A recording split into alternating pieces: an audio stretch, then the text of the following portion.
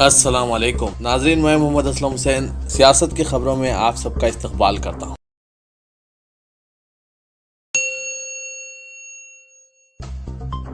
صدر جمہوریہ رام ناتھ کووند نے کہا ہے کہ ملک اس وقت نازک موڑ پر ہے، جبکہ آج کے فیصلے اور اقدامات 21ویں صدی کے ہندوستان کی صورت گری کریں گے۔ اس سال کے انتخابات 21ویں صدی میں پیدا ہونے والے رائے دہندوں کے لیے پہلے ہوں گے، چنانچہ نئی لوک سبھا کی تشکیل میں ان کا اہم رول ہوگا۔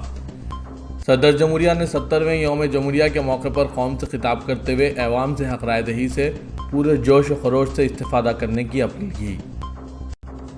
پورا ملک یوم جمہوریہ کا جشن منانے میں جٹا ہے اور دہشت گرد کشمیر کے گھاٹی میں اپنی ناپاک کرتوتوں کو انجام دے رہے ہیں۔ ہفتے کی صبح یوم جمہوریہ پر بھی دہشت گردوں نے سیکورٹی فورسز پر حملے کیے، جس میں CRPF کے 5 جوان زخمی ہو گئے۔ دہشت گردوں نے کشمیر کے گھاٹی کے پلوامہ کے پامپر اور خانمی علاقے میں حملے کیے۔ دہشت گردوں نے SOG اور CRPF کیمپ کو نشانہ بنایا۔ اس کے بعد ہندوستانی سیکورٹی فورسز نے دہشت گردوں کے خلاف جوابی کارروائی شروع کی۔ سابق صدر جمہوریہ پرنب مکھرجی، مشہور میوزک ڈائریکٹر اور گائیکار بھوپین ہزاریکا اور سماجی جہدکار نانا جی دیشمکھ کو بھارت رتن کے لیے نامزد کیا گیا ہے۔ ملک کے اعلیٰ ترین شہری اعزاز بھارت رتن کے لیے دیشمکھ اور ہزاریکا دونوں کو بعد از مرگ ایوارڈ کے لیے منتخب کیا جائے گا۔ راشٹرپتی بھون سے جمعے کو جاری بیان میں کہا گیا ہے کہ صدر جمہوریہ نے نانا جی دیشمکھ، ڈاکٹر بھوپین ہزاریکا کا بعد از مرگ اور پرنب مکھرجی کو بھارت رتن ایوارڈ سے سرفراز کرنے کے لیے منظوری دی گئی۔ پرنب مکھرجی 2012 سے 2017 تک ملک کے صدر رہ چکے ہیں۔ GOT کے صدر اسماعیل عمر غولا، L&T چیئرمین AM نائک، آنجہانی صحافی کلدیپ نیر، مرحوم اداکار قادر خان، ملیالم مووی اسٹار موہن لال اور کرکٹر گوتم گمبھیر ان 112 افراد میں شامل ہیں جنہیں اس سال پدما ایوارڈز کے لیے منتخب کیا گیا ہے۔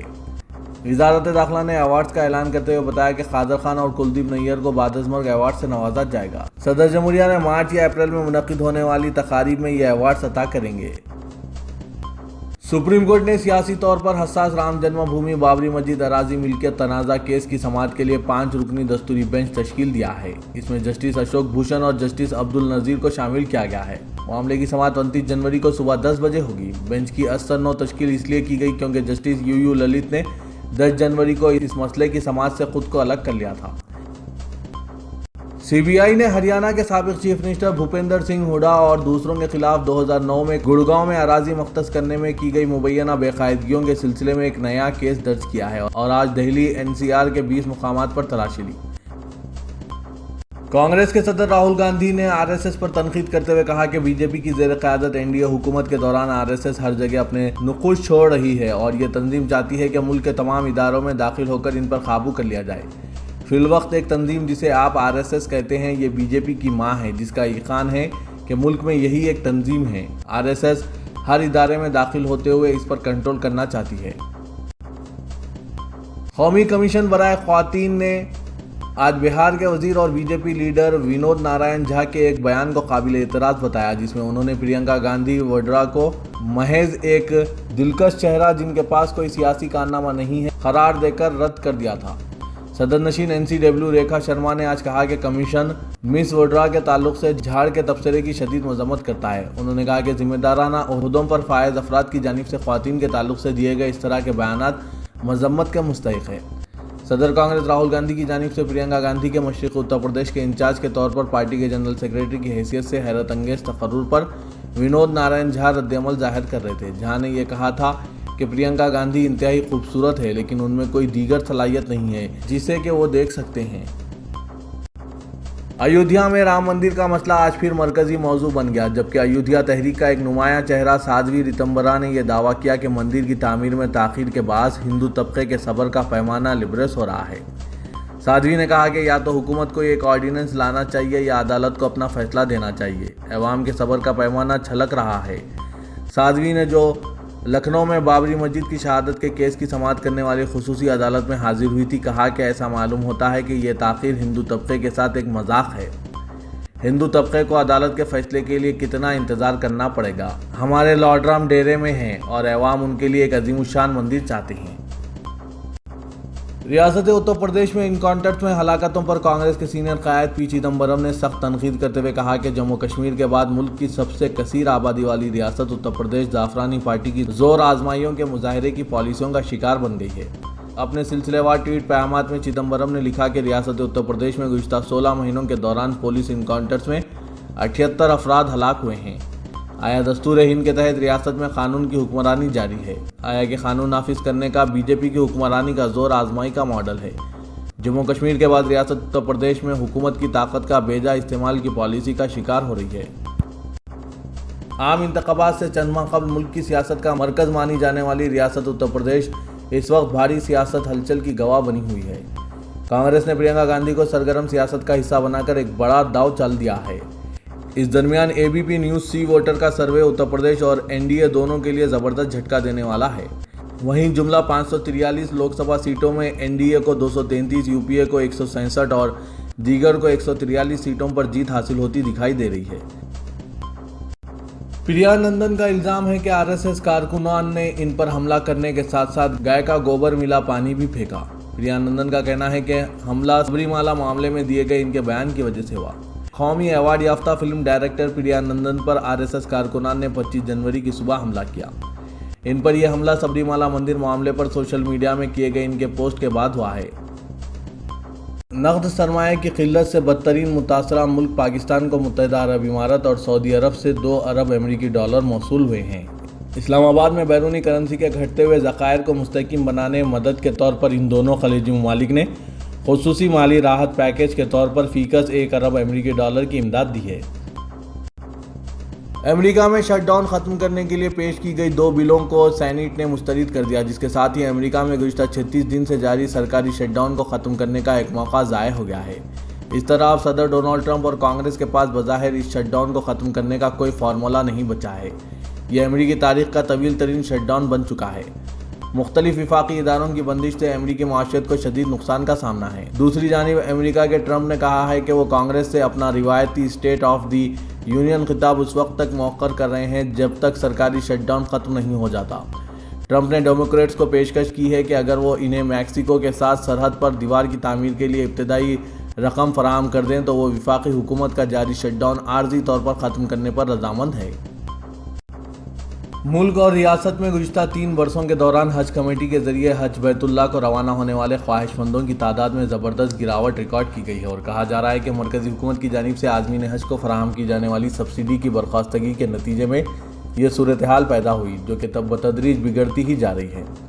حج کمیٹی آف انڈیا کے توسط سے روانہ ہونے کے خواہش مندوں کی تعداد سال 2017 میں 4,48,268 تھی اور سال 2018 میں اس تعداد میں زبردست گراوٹ ریکارڈ کی گئی، جو کہ 3,55,604 تک پہنچ گئی اور جاریہ سال حج درخواستوں کی وصولی کے بعد مرکزی محکمہ اقلیتی امور اور حج کمیٹی آف انڈیا کے عہدیداروں کو حیرت میں ڈال دیا ہے۔ ملک بھر کی کئی ریاستوں میں کوٹے کے مطابق درخواستیں بھی موصول نہیں ہو رہی ہے، جس کے سبب ان ریاستوں کا کوٹا دیگر ریاستوں میں جہاں کوٹے سے زائد درخواستیں موصول ہو رہی ہے ان ریاستوں میں تقسیم کیا جا رہا ہے۔ سال 2019 کی درخواستوں میں ریاست آندھرا پردیش میں بھی کوٹے سے کم درخواستیں موصول ہوئی ہیں، لیکن حج کمیٹی آف انڈیا یا ریاستی حج کمیٹیوں کی جانب سے اس بات کا اعتراف کرنے سے گریز کیا جا رہا ہے کہ سبسڈی کی برخاستگی کے سبب درخواست گزاروں کی تعداد میں گراوٹ ریکارڈ کی جا رہی ہے۔ جناب محمد مسیح اللہ خان، صدر نشین تلنگانہ ریاستی حج کمیٹی نے بتایا کہ بیرونی ممالک بالخصوص خلیجی ممالک میں ہندوستانیوں کے لیے پیدا شدہ صورتحال کے سبب معاشی حالات کمزور ہوتے جا رہے ہیں اور اس کے نتیجے میں حج بیت اللہ کے لیے روانہ ہونے والوں کی تعداد میں گراوٹ ریکارڈ کی جا رہی ہے۔ آندھرا پردیش کے وزیر اعلیٰ و تلگو دیشم پارٹی کے قومی صدر این چندرا بابو نائیڈو نے ایگزٹ پول سروے پر نکتہ چینی کی، جس میں پیشن گوئی کی گئی کہ تلگو دیشم پارٹی ریاست میں لوک سبھا کی صرف 6 نشستوں پر ہی کامیاب ہو سکے گی۔ وزیر اعلیٰ نے ایسے سروے کو من گھڑت اور ناقابل اعتبار قرار دیا۔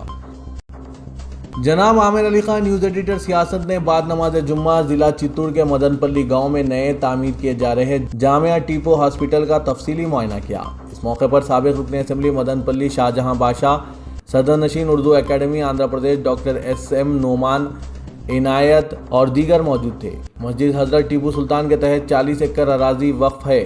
اس اراضی پر ناجائز قبضے کو برخاست کرنے میں شاہ جہاں بادشاہ سابق رکن اسمبلی کی کافی جدوجہد تھی، جس میں ہاسپٹل کی تعمیر، کمرشل کمپلیکس اور ہاسپٹل بھی شامل ہے۔ یہ ہاسپٹل 120 کے رقبے پر تعمیر کیا جا رہا ہے۔ محکمہ بلدی نظم و نسق نے ایک مرتبہ پھر میر عالم تالاب کے علاوہ دیگر ترقیاتی کاموں کی عاجلانہ تکمیل کا اعلان کیا ہے اور عہدیداروں کو ہدایت دی گئی ہے کہ وہ اندرون مدت پرانے شہر میں معلنہ ترقیاتی کاموں کی تکمیل کو یقینی بنائیں۔ Arvind Kumar IAS principal secretary محکمہ بلدی نظم و نسق نے آج کمشنر بلدیہ عظیم تر حیدرآباد دانا کشور، رکن پارلیمنٹ حیدرآباد اسد الدین اویسی کے علاوہ دیگر کے ہمراہ مختلف علاقوں کا معائنہ کرنے کے بعد کئی پروجیکٹس کی عاجلانہ تکمیل کی ہدایت جاری کی۔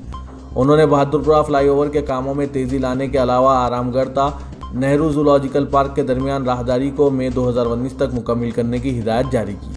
علاوہ ازیں اروند کمار نے میر عالم تالاب سے گزرنے والی ہائی وے کے دونوں جانب موجود ناجائز قبضہ جات کو فوری برخاست کرنے کی ہدایت دی اور کہا کہ SRDP کے تحت منظورہ کاموں کی عاجلانہ تکمیل عمل میں لائی جائے۔ میر عالم تالاب چنتل میٹ کی جانب سے پارک میں زیر التواء کاموں کو فوری شروع کرنے کی ہدایت دیتے ہوئے کہا کہ ان کاموں کی تکمیل کے علاوہ میر عالم تالاب کے اطراف تیار کی گئی راہداری پر سبززار اندرون 2 ماہ تیار کیے جائے۔ دورے کے دوران انہوں نے عہدیداروں کو انر رنگ روڈ میلاردیو پلی سے قومی شاہراہ شاستری پورم اور وٹے پلی جانے والی سڑک کی توسیع کی ہدایت دیتے ہوئے کہا کہ فوری اثر کے ساتھ ان کاموں کو شروع کیا جائے۔ حسینی علم کوکا کی ٹٹی میں 2 دن قبل پیش آئے فرقہ وارانہ نوعیت کے واقعے کے بعد مسلم نوجوانوں کو گرفتار کرنے کا سلسلہ شروع ہو گیا ہے۔ ہر وقت کی طرح اس فساد کے بعد بھی مسلم نوجوانوں کو نشانہ بنایا جا رہا ہے جبکہ قاتلوں کی شناخت باقی ہے۔ اس واقعے کے متاثرہ افراد نے دفتر کمشنر پولیس واقع پرانی حویلی پر احتجاج کیا اور مسلم نوجوانوں کی رہائی کا مطالبہ کیا۔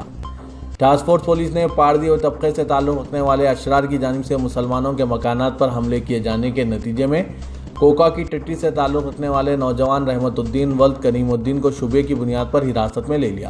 رحمت الدین جو پیشے سے آٹو ڈرائیور اور اس فساد کے دوران اس کے آٹو کو بھی نقصان پہنچایا گیا تھا۔ متاثرہ افراد نے پولیس کے خلاف نعرے بازی کرتے ہوئے نوجوان کی رہائی کا مطالبہ کیا اور الزام عائد کیا کہ پولیس جانبدارانہ رویہ اختیار کرتے ہوئے قاتلوں کے خلاف کارروائی نہیں کی جبکہ متاثرہ مسلم نوجوانوں کو مقدمات میں ماخوذ کرنے کے لیے سازش کی جا رہی ہے۔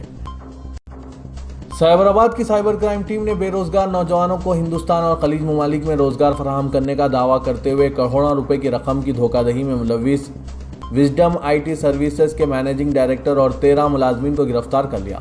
پولیس کمشنر سائبر آباد VC سجنان نے کہا کہ اجے کولا نے ہندوستان کے علاوہ ساؤتھ افریقہ، قطر، جارڈن، لبنان، سری لنکا، آسٹریلیا اور دیگر کئی ممالک سے تعلق رکھنے والے بے روزگار نوجوانوں کو اپنے ادارے wisdom IT services India private limited کے ذریعے 2 ویب سائٹس jobindia.com اور jobgulfs.com قائم کیا اور اس کے ذریعے ریزیومز ہائی لائٹنگ اور دیگر جائیدادوں کا تقرر کرانے کے لیے دنیا بھر سے 69,972 افراد سے 70 کروڑ روپے آن لائن رقم منتقلی حاصل کی، جس میں ہندوستان میں 28 کروڑ اور دنیا بھر سے 40 کروڑ کی رقم ہڑپ لی۔